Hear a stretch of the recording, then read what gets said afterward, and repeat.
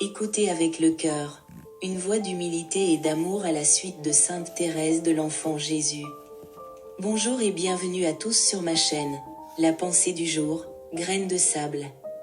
Un matin, à ton réveil, tu prends une grande inspiration et tu sens l'air remplir tes poumons. Ce souffle, ce premier mouvement de la journée, n'est-il pas déjà un don de Dieu? As-tu déjà pris le temps d'y penser?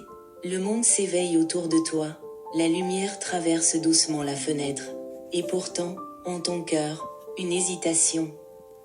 Rester dans la douceur du sommeil ou te lever pour accueillir ce jour comme un cadeau? Quelle que soit ta décision, sache que le Seigneur est déjà là.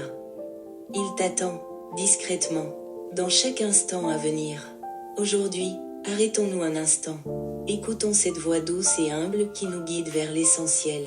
Sainte Thérèse de l'Enfant Jésus, par sa confiance totale, nous enseigne l'abandon et la simplicité. Elle nous rappelle que ce n'est pas la grandeur de nos actions qui importe aux yeux de Dieu, mais l'amour avec lequel nous les accomplissons. Et si, aujourd'hui, nous faisions de chaque petit geste une offrande d'amour? Construire des ponts plutôt que des murs, une petite voie d'amour dans notre monde où les incompréhensions se multiplient.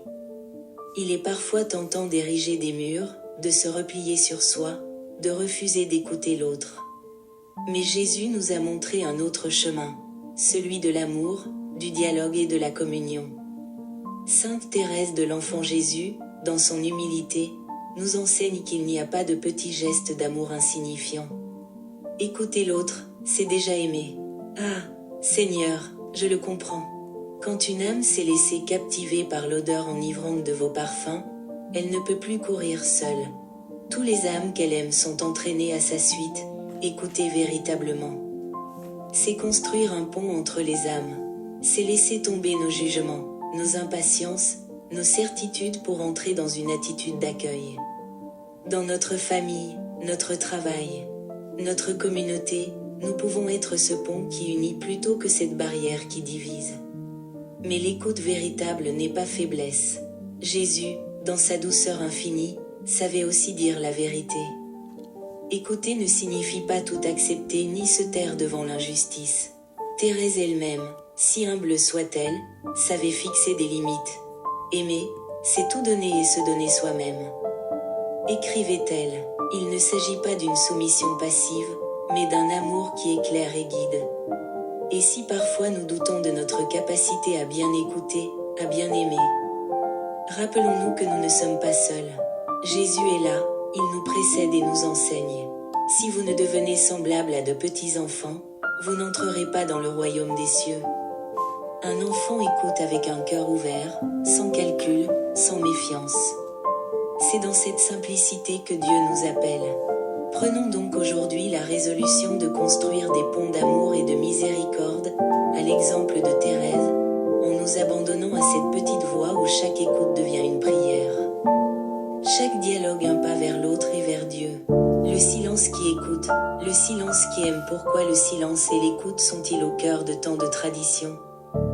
Parce qu'ils répondent à un besoin profond de l'âme humaine, celui d'aimer et d'être aimé, celui d'être compris et de comprendre à notre tour. Dans un monde où chacun cherche à se faire entendre, où la parole devient souvent un instrument de domination ou de défense, choisir le silence par amour est une force cachée, une source de paix. Sainte Thérèse de l'Enfant Jésus, dans son humilité, nous enseigne que l'écoute et le silence sont des chemins vers Dieu. Elle écrit dans Histoire d'une âme, lorsqu'on aime, on ne calcule pas. Écouter l'autre, c'est aimer sans compter. C'est offrir son cœur sans attendre de retour immédiat. Mais ce silence n'est pas une simple absence de mots. C'est un silence habité, un silence qui écoute vraiment, qui veut comprendre et accueillir l'autre tel qu'il est. Ce silence n'est pas faiblesse, il est abandon entre les mains de Dieu. Il est vrai que si nous vivons dans un environnement où tout le monde crie, où la compétition règne, il est difficile de garder cette paix intérieure. Thérèse nous rappelle cependant que nous ne sommes jamais seuls. Le bon Dieu ne met jamais dans une âme des désirs irréalisables. Histoire d'une âme. Si nous avons soif d'un monde plus doux, plus serein, alors Dieu nous donnera la grâce d'en être les artisans. Lorsque les tensions montent, au travail, en famille, lieu d'élever la voix, choisissons un autre chemin. Celui du silence qui écoute et qui comprend. Laissons Jésus parler à travers nous. Prenons un instant pour écouter avec le cœur, pour reformuler ce que nous avons compris, pour parler avec douceur lorsque le moment viendra.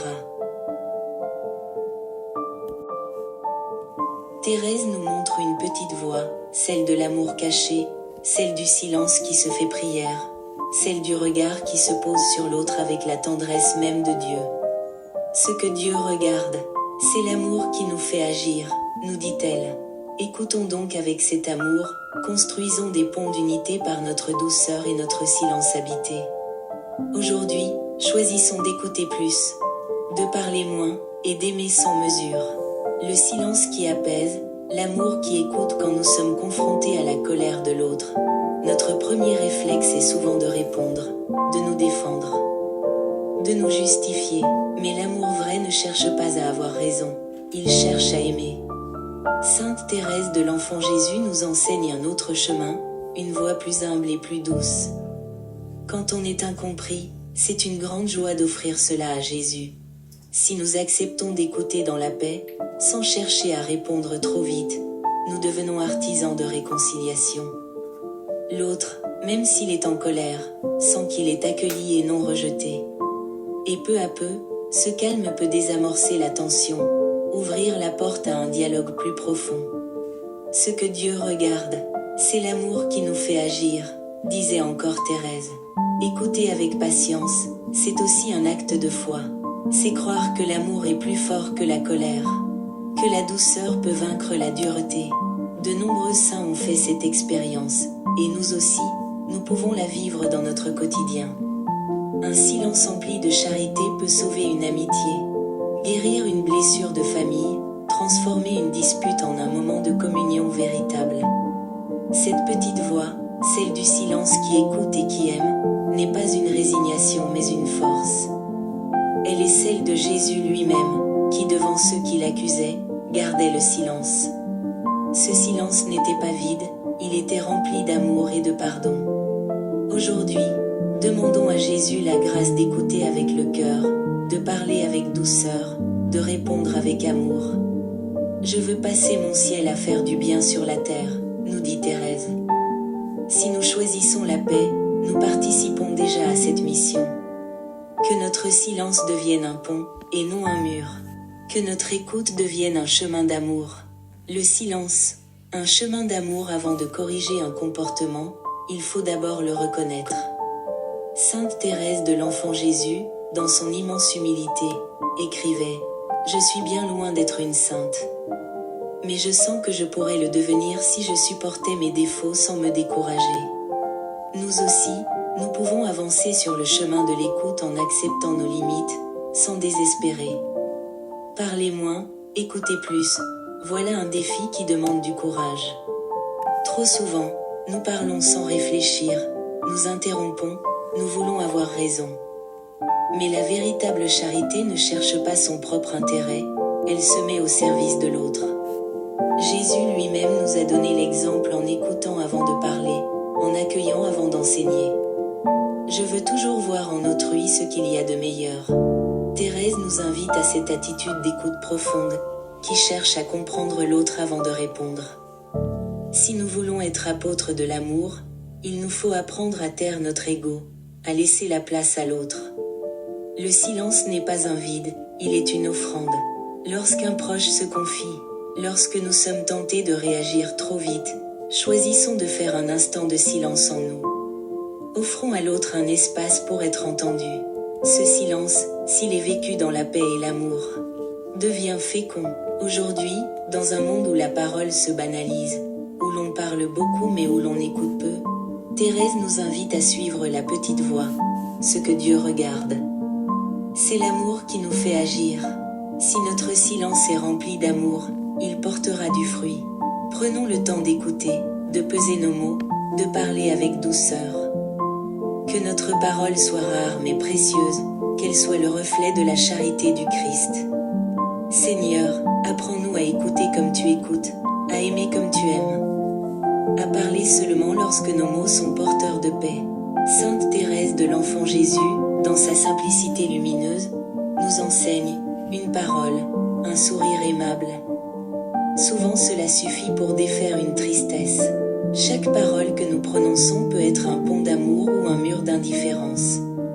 En parlant moins, en choisissant nos mots avec soin, nous réduisons le risque de causer du tort. Thérèse, dans sa vie au Carmel, savait combien la langue peut être source de discorde. Mais elle préférait offrir le silence plutôt que de répondre à une parole blessante. Elle nous invite à faire de même, il vaut mieux ne rien dire que de parler sans charité. Enfin, il est essentiel de s'écouter soi-même dans la prière. La prière, ce n'est pas un raisonnement, c'est un élan du cœur.